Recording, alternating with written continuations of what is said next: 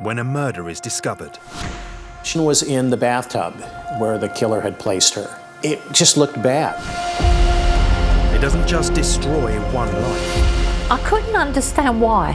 Why would somebody do such a terrible thing? It tears communities apart. You can still speak to residents now, and they say they've never got over it. They still feel deep sorrow at what happened to a young man in the midst of their little community here. It's up to the police to not only solve the mystery. That was our hope, is that where we were going was going to provide us with a treasure chest of information. And track down the killer, but bring them to justice. The absence of a head or hands can impede identification, but it certainly doesn't make it impossible. In this episode, the body of a woman is found in a suburban part of Nottingham. I came out of the door and this girl was actually lying on the doorstep. She looked asleep, she looked quite peaceful. Meet the murder detectives, who reveal how they caught the killer. She crossed the road from here. What we then see is an image of the offender looking across the road towards her. You have one chance to get that evidence. If you miss it, if you lose it, it's gone forever.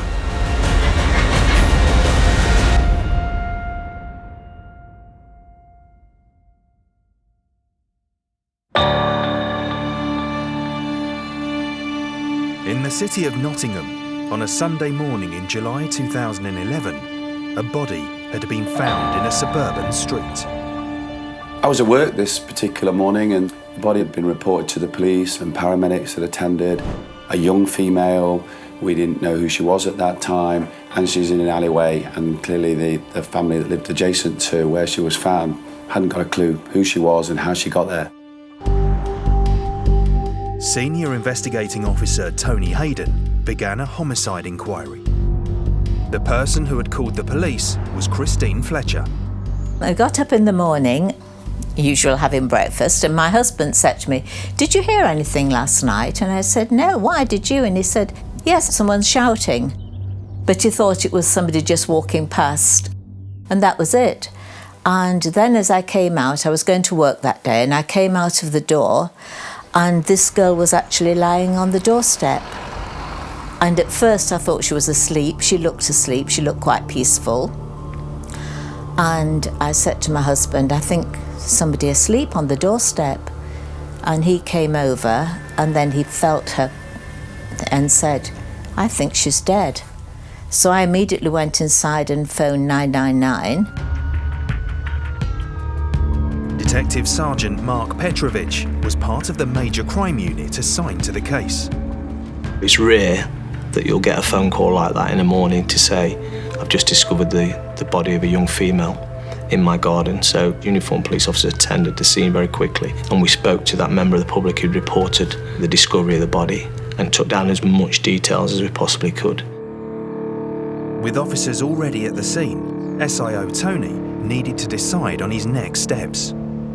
I just began to assess exactly what I'd got from the information that I'd received from the scene, rather than travelling there directly. It was relatively early that I contacted the coroner because I suspected we'd need to do something unusual in this particular case, and I needed permission to call out a Home Office pathologist to join me at the scene. I set out some initial inquiries and then I travelled to the scene myself. One of the Home Office pathologists assigned to the case was Dr. Stuart Hamilton. At that point, when the body is discovered, literally all we really knew was that a young woman's body had been found in an alleyway. That in itself is suspicious.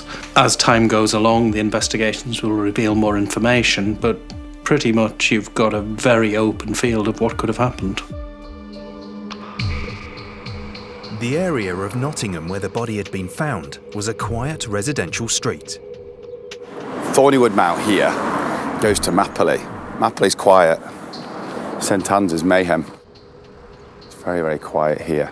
But it's that thoroughfare between an area that's got problems and an area that's very nice. Rebecca Sherdley is a local crime reporter who picked up this case early on. In Nottingham, Obviously there's a level of crime, there's different types of crime. I see different court cases at the Crown Court involving quite brutal murders, rapes, child sex offences, but random attacks by strangers on women, that's rare. So as I arrive at the scene, the area's been cordoned off, and that's my first role really, is to make sure everything is okay. I waited for the Home Office pathologist before I went anywhere near the body. The scene was very busy and the whole area ground to a halt. The paramedics and everybody came to the house, and literally they closed off the road, and it was closed all day. I actually went off to work because I couldn't do anything. And when I came off at night, I had to get off the bus 2 stops before I normally get off, and have to go through the cordon to get back to my house. The paramedics had attended, and they'd done some initial signs of life investigation and really pronounced her dead. The initial officer that had attended had given an account to my detectives along the lines of what she was wearing, and that there was a little bit of blood on the pavement area between the 2 houses.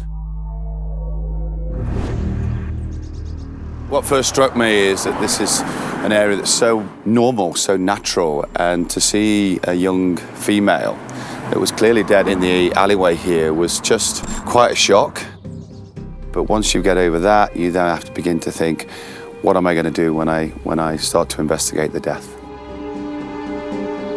There was a lot of cars on the road, and one of the things that I considered was, had she been hit by a car? So I wanted to examine all these vehicles. Are there going to be fingerprints or DNA on a vehicle that will be significant? It was just shock, because no one knew who she was, and no one knew why she was in that area.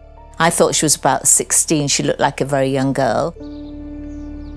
Happy the scene was secure, Tony and the pathologist approached the body.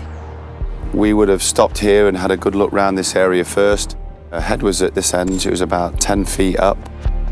She was in the fetal position. This was one of those cases where I didn't really understand what had happened. When we began to look at her body, it was clearly evident that she had had a child. So that kind of indicated to us that she was maybe a bit older than we initially thought. She'd got some tattoos with names on, so again, that was important. I fed that back very, very quickly to try and identify her. The key things at the crime scene were that, first of all, we have a young woman with injuries. That's automatically telling you there's a very good chance this is a homicide. At that point, you're going to do initial samples, initial tests, looking for fibres, looking for trace evidence. Trace evidence refers to materials that can be transferred during a crime. And this could be anything from gunshot residue, it could be human hair or animal hair, fabric fibres, fibres from rope, fragments of glass, all manner of things can constitute trace evidence. As we began to look externally initially at Caroline's clothing, it was all intact. As the initial undressing of the victim went on, it was clear that her underwear had been disturbed. So we're now moving from simply what's likely to be a homicide to what's likely to be a sexual homicide. With a sexual motive identified, a picture was beginning to form of the attacker. The fact that her clothing was moved as opposed to being torn off or completely ripped off shows that actually he was, in his mind, extending a level of courtesy to her. It's very likely that he asked her during the course of the attack to go along with what he was doing. For many people, it would seem that the victim's body was left at the scene for quite a long time, and in some ways, it was. The thing is that, particularly when you're looking at what could be an assault by a stranger, you don't know what evidence is going to be important, and trace evidence, blood patterns, all of these things can be very easily lost if you try to go in and move that body too quickly. You have one chance to get that evidence. If you miss it, if you lose it, it's gone forever.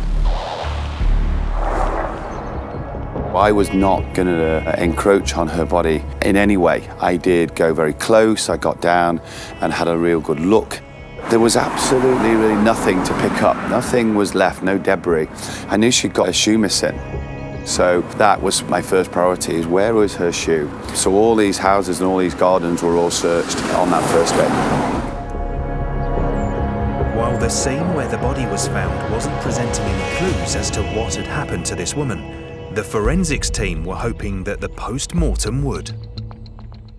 That post-mortem was crucial to our investigation. It appeared there'd been a struggle and some clothing had been moved, including her left breast being exposed. So straight away we were thinking this was a sexually motivated attack. With this victim, we have bruising on the arms. That looks like somebody has tried to restrain her. And we do have bruising on her knuckles. She has probably punched something or someone. These are little bits of evidence that can build a picture of somebody who's trying to get away from an assailant. And it puts everything into the context of what's happened is not a simple accident, not something consensual that's gone wrong. It's somebody who is literally fighting for her life.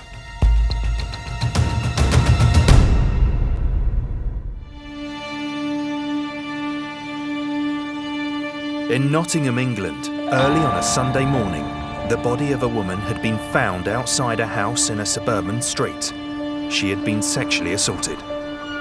One of our priorities was to identify who this person was that had been found dead. We checked all the missing persons reports. That was negative. We checked all the messages from members of the public that were ringing in, and that was negative. So it was a real mystery as to who this person was. Once the scene of crime was cleared of evidence, the body had been sent to the mortuary for post-mortem. The key findings at the initial post-mortem examination were that there were a considerable number of external injuries. In this case, the other thing that was useful to find was that the victim had tattoos, one of which had 2 names on it. And that potentially is going to help you link a body to a family. As the team in the office attempted to identify their victim, a man came into the station to report a missing person. I was at St Anne's police station when the partner of Caroline Coyne attended the police station to report that she had been missing from home from the previous evening. And he gave me descriptive details of tattoos that Caroline had that very quickly we believed to match the body that we'd discovered. As the family liaison officer on the team, Mark was tasked with breaking the news. One of the most challenging parts of being a family liaison officer is to tell a family member, in this case, Caroline's partner, of the death of their partner. They, at that moment, do not know. They're hoping for the best. She's gone missing. They were hoping that she'd return home by a certain time. She hadn't. It then rolled on to seeing her mother and the rest of the family and passing on that information on to them as well. The reaction from Caroline's partner on delivering the message was one of sheer devastation. He had a little inkling that something wasn't right, but no way did he think that she'd been killed. As Caroline had been identified, Tony put out a public appeal for information at the end of day 1. The first thing that I found out about a woman's body being found in Nottingham when the police began to appeal for witnesses. The next day was horrendous. We woke up, pulled back the curtains, and the whole road was just full of media. Now, they did warn us about this. They said, if you want to go away for a few days, and we just thought, oh, it won't be anything, it'll just be like local news or something, didn't sort of expect all that. But, there was everybody there the next day from the papers. She was a care assistant, so there was quite a heartfelt response from the company where she worked. But I think most people were just reeling from the fact that this young woman had died so callously and alone in a pathway in an area of Nottingham that had never seen that sort of crime before. There was flowers all outside the house. That was quite wrenching. And some people did knock on the door and say they were relatives of Caroline, and, you know, they just came to see where it had happened. So it was a very sad time. Now Caroline had been identified, Mark began the delicate task of finding out where she had been that night. From speaking to the family, Caroline's family, we'd established that she'd been to a family party where they'd had a few drinks, and Caroline had decided to leave that party and to go elsewhere. The family weren't aware of where she'd actually ended up, and it was then a case of us piecing her last movements from when she left the family home to where we'd found her. That involved extensive trawls of CCTV around the Nottingham city centre area. The officer coordinating the search for video evidence was CCTV investigator Pauline Austin. The details went out, as I believe, on the news that day, and I believe that it was a transport officer in the city who told us that on the previous evening their bus was going up Porchester Road when somebody had jumped out in front of the bus and nearly got run over. The bus had a CCTV camera that had captured Caroline walking in the road. You could see from the footage that she was shaky, she was unsteady on her feet, and she appeared to be drunk and very vulnerable. The area where the girl had run in front of the bus was quite close to Thornywood Mount. Looking down there's two premises, one on either side of the road, that had got good CCTV. Looking at it at the relevant times, I can see a girl come across on that side of the road, across the mouth of the drive. She starts to trot, so she's clearly beginning to move quicker than normal as she gets halfway through the junction. And she's closely pursued by a man. What I knew from the outset was that the offender was no more than sort of 10 yards behind her. With a potential suspect and the victim Caroline caught on CCTV, the team began to widen their search. She goes down the road in the direction of where later we find the body. He's in pursuit of her. It's difficult to tell, but she's walking very quickly and he's walking very quickly. There's another camera across the road. When you look at that, you see that the girl has now crossed over to that side of the road, which is the same side as where the house was, where she was found. She crossed the road from here. What we then see is an image of the offender looking across the road towards her. It was abundantly obvious that whoever the man was the person that was going to follow Caroline into Thornywood Mount and subsequently attack her. It's very common for this type of rapist, the rapist who is using the act as a substitute for a relationship, to begin by stalking. It's quite common for them to identify someone, generally somebody who's about their own age, and to stalk them, to follow them, to observe them. Having tracked the suspect to the place where the body was found, Pauline began to look for CCTV of him leaving. Well, where does he go from there? Some CCTV's been collected from premises across the road from there. I see somebody very similar walk past. It's good footage, but it's black and white. But there's something about it that made you think that it was very suspicious about this person. And he's then seen crossing the road on some footage from the corner shop, which then means he's moving down towards the Carlton area. But then the man disappears from view. They have a prime suspect, but don't know who he is. Having secured this footage, it was really significant. We would have huge conversations as a team about what we could do with that footage, and we made a decision to release the footage of the offender. With any murder, we're very keen to help the police with the investigations. So at this time, police were appealing for witnesses. And there was also an evening where the police went out with an image of a suspect they wanted to speak to on the side of a van, went around the streets, and they're just raising awareness, really.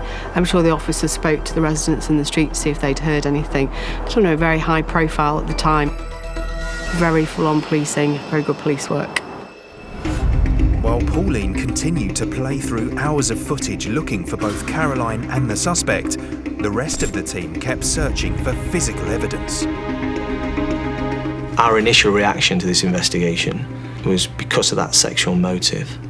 We believed that a very dangerous individual was out there. On this occasion, we kept all lines of inquiry open. We did lots of inquiries around where her shoe may have gone. We looked in all the gardens here, we did some checkings of roofs and waste ground, but we never found it. I did wonder whether the offender had actually taken it as a trophy. It became frustrating that you can't identify the offender, but you know that you're getting closer to it, and if you keep going, you're going to hopefully find him.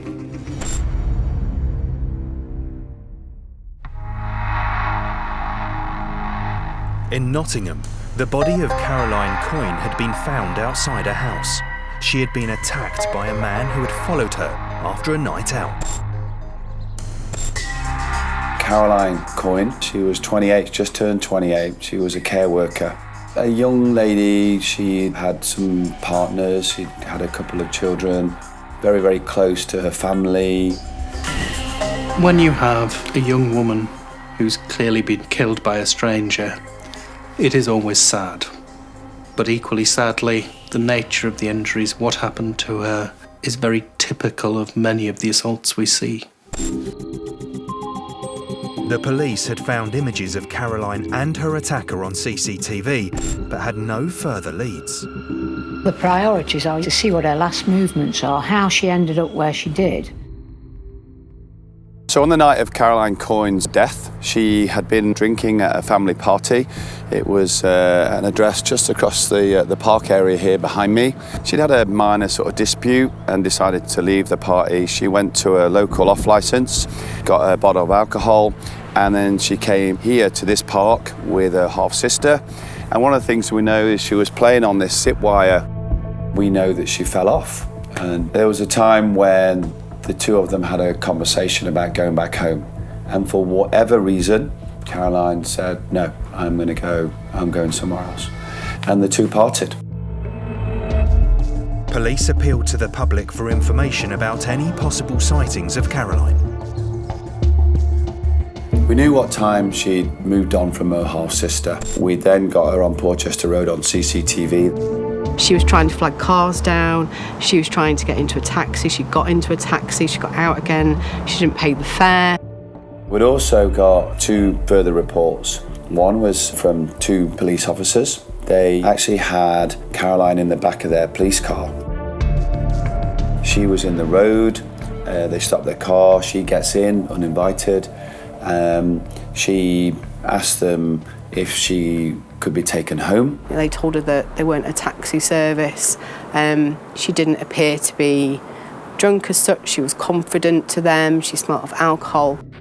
And they told her that that's not what police officers are allowed to do. We don't do that. So they acted within the policy of Nottinghamshire Police, but they did direct her further up the road to where there was a taxi rank. Caroline didn't get a taxi. She headed towards Thornywood Mount, where she encountered her attacker. We know roughly where she's come from. Then we know I want to see where he's come from. So I look at footage on Woodbury Road, as it joins Mapley Top, and I find some more footage of him coming up another road, going in the direction of Porchester Road. So there's a good chance it may be him. There's not many other people about at that time. The image of the male, and it clearly was a male, was very, very difficult to unravel because the man was very, very nondescript. His coat was up, a hood was up.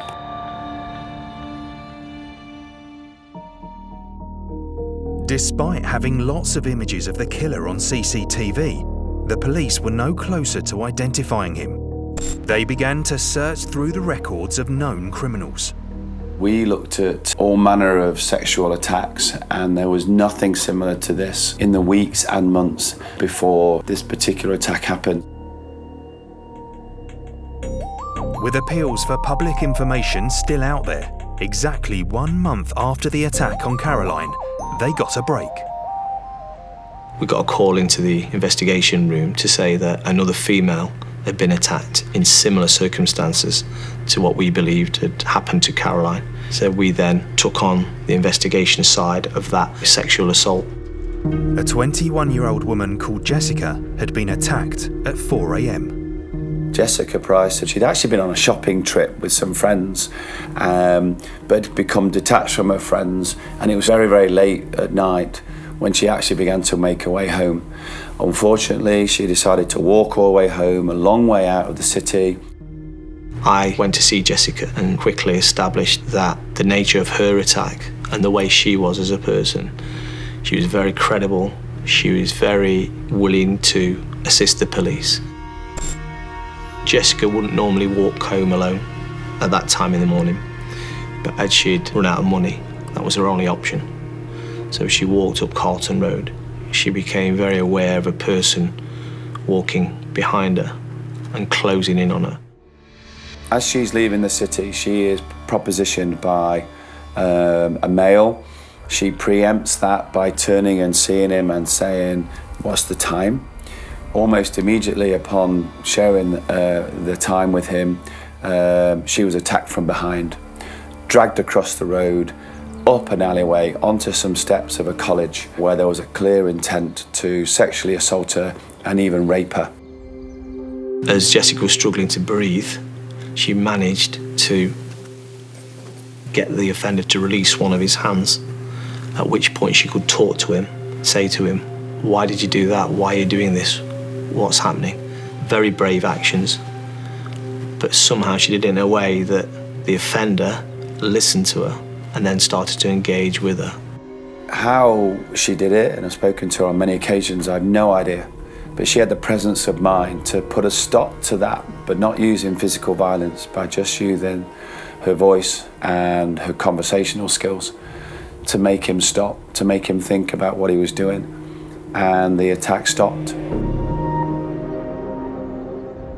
Jessica was very, very wary of trying to run off because she knew the offender would be able to overpower her. So her decision-making was to stay friendly with this offender and walk together with this offender as friends in the direction of her home address. Just imagine how difficult that must be, but she did. But that meant that she had to hold his hand, for example. We had subsequently CCTV footage of her attacker, even though he was holding her hand, still pulling her and taking her and trying to drag her away from the main road into alleyways and little quiet spots near shops and things like that. But she kept on talking to him, let's stay on the main road, let's stay on the road, let's share a cigarette. The fact that they walked away from the initial scene of the attack holding hands, in Jessica's words, it was almost like he believed she was his girlfriend. And I think it was the fact that she was playing a role that he wanted her to play, either deliberately or inadvertently. She played this role that actually meant that his fantasy was fulfilled. And that's why Jessica was saved from further attack.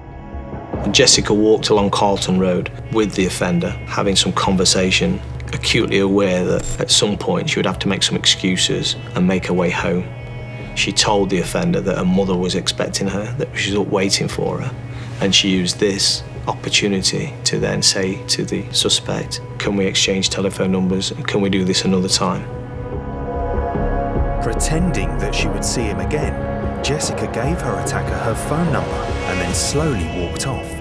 As soon as she got home, she rang the police. Looking at what had happened to Jessica and knowing the location was not too far from where we'd discovered Caroline's body, we immediately thought there were similarities in both those cases, that we could be dealing with the same offender. She didn't have a name, but she gave us a very, very good description, including a tattoo that he had on his hand. So I had a lot of detail around it. The fact that you may have possibly got closer to your offender is, of course, massively important. The fact that you haven't caught your offender before he's had the opportunity to attack a second female is really, really not good. You know, I've talked to Jessica about it and I wish that didn't happen. But absolutely, because it did happen, it was massively significant in the investigation in relation to what happened to Caroline Coyne. Thanks to Jessica, the team now had a much better description of the man they suspected of killing Caroline. She described him in quite significant detail. He had on similar type of clothing on that evening as he had on during the attack of Caroline Coyne. She described him as somebody that she thought had a mixed-race heritage but was extremely light-skinned. Jessica was also able to help the police find more evidence. Jessica Price, during the attack, which was horrendous, showed such strength of character that she, post the events of the attack, was able to take 2 officers back to the bus stop where she had shared a cigarette with the attacker and knew exactly which cigarette they'd discarded on the floor.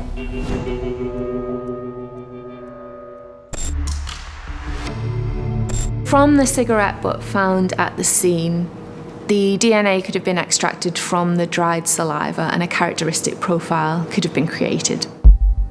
As the forensic team waited to see if the DNA would give them a name, an informant came forward with the name of a known criminal from the area. Tony asked his analysis to look into it and see if he could be the man seen on CCTV. So then when we get a name and we begin to look at that name, we think, that's not quite right, but it could be very, very similar.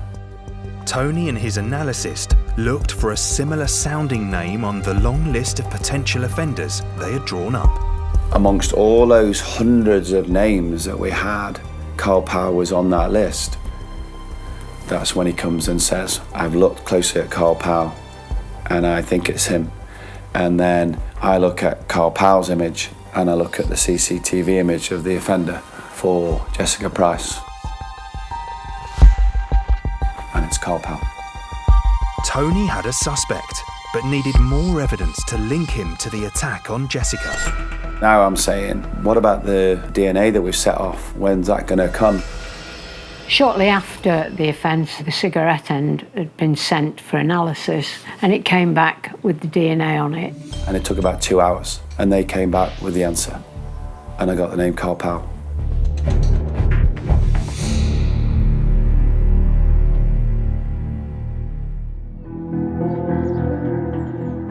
Jessica Price had been attacked in Nottingham on Wednesday the 24th of August 2011. Now it was Friday, and suddenly the team had a prime suspect. A man named Carl Powell. The attack on Jessica was very, very similar to what we believe had happened to Caroline Coyne. The offender had been predatory in that nature, and there was a sexual element to it.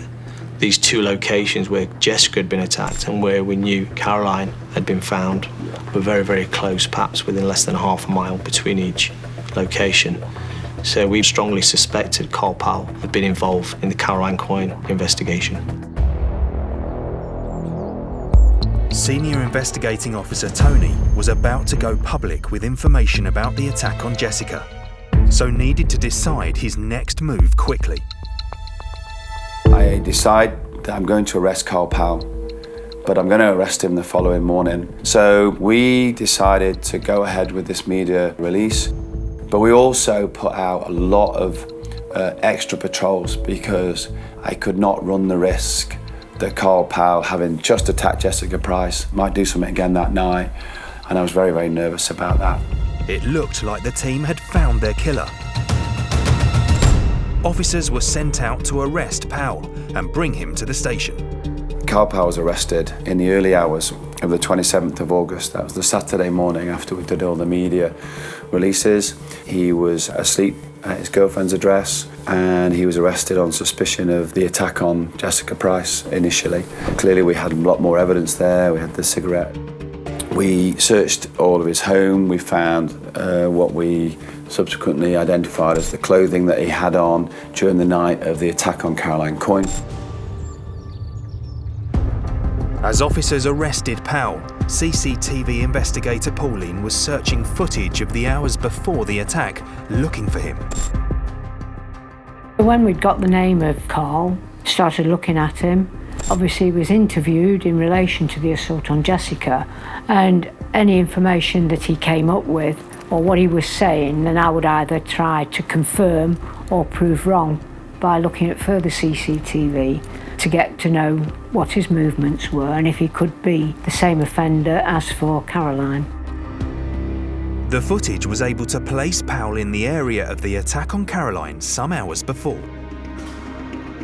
Some of the inquiry then moved to Sherwood, public house there, where we could see him approaching the public house, broad daylight, going into the public house and in there mixing with people, talking with people, coming out for a cigarette. I could match that with the person that I could see who'd attacked Caroline.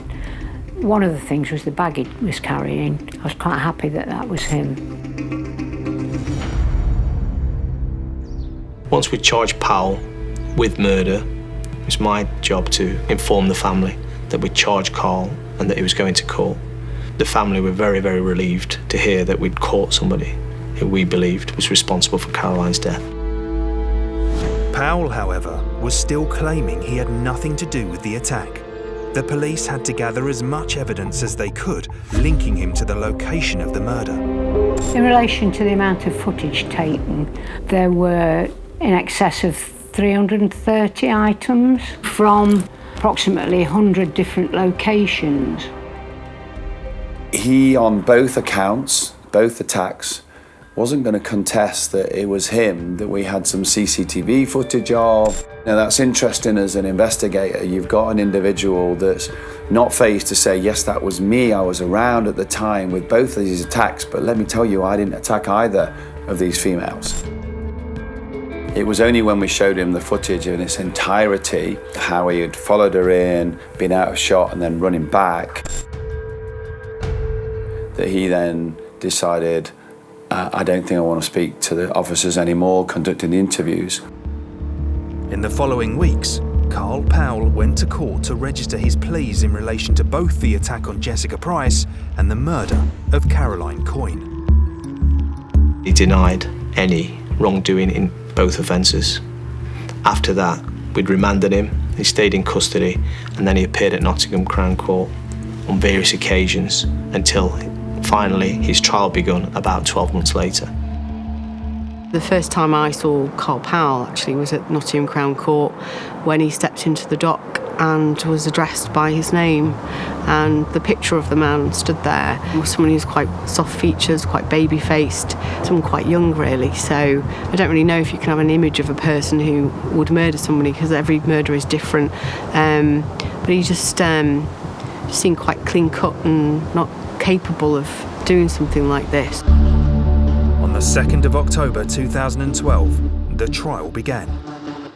Every day it was on television and in the local paper, it was in the national papers. It was quite a big thing at the time. Carl Powell pleaded not guilty to both offences. We'd set up a full trial where all our witnesses in the murder and the sex assault on Jessica were called to court. Jessica herself went to court and was immensely brave and courageous in standing in the box and giving her evidence. He just grabbed me from behind by the neck and started sort of trying to drag me across the road. He terrified me to begin with, and I don't know what would have happened if he had held my neck down for a lot longer, because there was a good period of time where I couldn't breathe.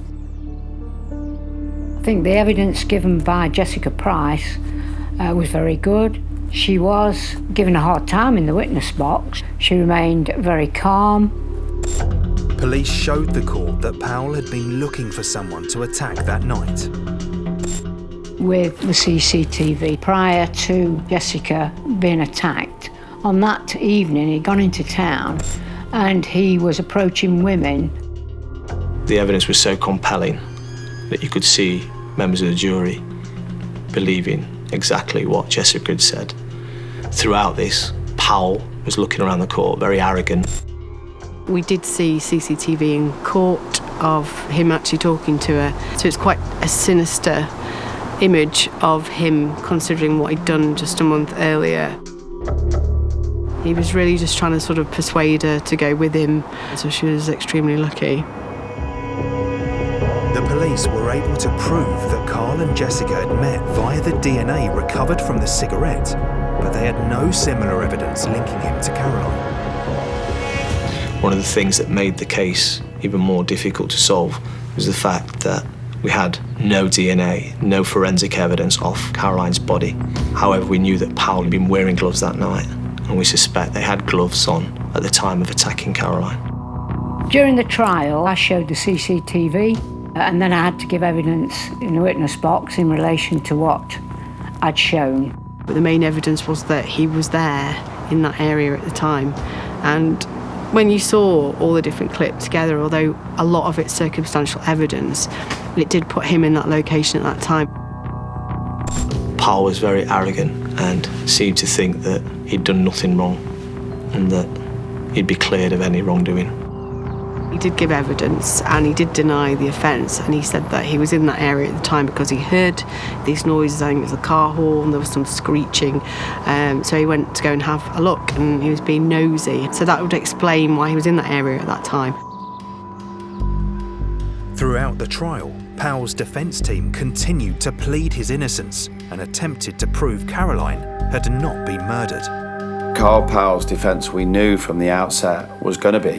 I wasn't the person that followed Caroline Coyne all the way down in Thornwood Mount. I didn't sexually assault her. I wasn't responsible for her injuries. And in relation to Jessica Price, we did have some sexual contact, but it was consensual, and she's either making it up or she's lying. The defence team went on to say that Caroline had died from injuries she had got when she was drunk. One of the complications that arose was she was supposed to have been in a play park and to have bumped her head. That is a potential explanation for a head injury. But in her case, the magnitude of that impact to the head was not in keeping with the magnitude of the injury to the brain, and the sort of direct damage to the brain was such that she would have been unconscious, if not dead, after that. She would not have been walking around for 2-3 hours, albeit inebriated, and on that basis you can pretty much rule out that as the significant event. The prosecution was able to counter all Powell's arguments with the police evidence. The Crown Court trial lasted 3 weeks, in which time we presented our prosecution case to the jury, and the fact that we believe Powell was a dangerous individual who was out late at night, predominantly target young, vulnerable women for the purposes of a sex assault. I felt very confident about the evidence that we were presenting, that there was enough, certainly with the CCTV, to convict him of both of the offences. So the jury went out and considered all the evidence, and they came back and found him guilty of murder and assault with intent to commit a sexual offence and sexual assault on the second victim. The judge then goes out and came back in, and in this circumstances he sentenced Carl Powell to a minimum of 20 years. So it's 20 years before Carl Powell can even think about approaching a parole board. Is it long enough? I don't know. But the people that really feel it are the family, and they were content, but of course they're not happy. Caroline Coyne's died. Jessica Price, she's gone through all of that. She's moved on, her life's moved on, but Caroline Coyne, she's not here.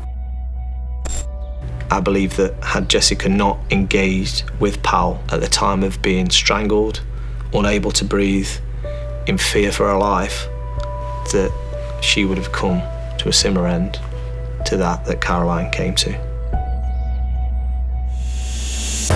Carl Powell was convicted and given a minimum tariff of 20 years.